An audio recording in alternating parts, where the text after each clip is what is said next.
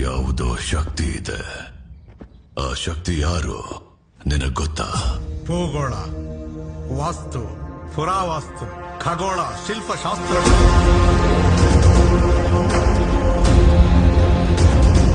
ಈ ವಿಜ್ಞಾನ ಎಲ್ಲ ಗುರುಕುಲದಲ್ಲಿರೋ 5 ಧರ್ಮಗುರುಗಳಿಂದ ಶುರುವಾಗಿದೆ.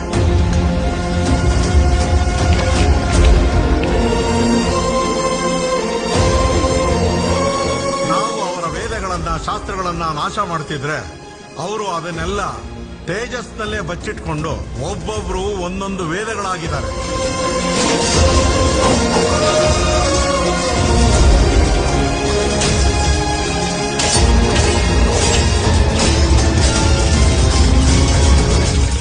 ಆ 5 ಗುರುಗಳು ತಮ್ಮ ಶಾಸ್ತ್ರ ವಿದ್ಯೆಗಳೊಂದಿಗೆ ತಮ್ಮ ಮತವನ್ನು, ಸಂಸ್ಕೃತಿಯನ್ನು ಕವಚವಾಗಿ ಕಾಪಾಡಿಕೊಳ್ಳುತ್ತಿದ್ದಾರೆ.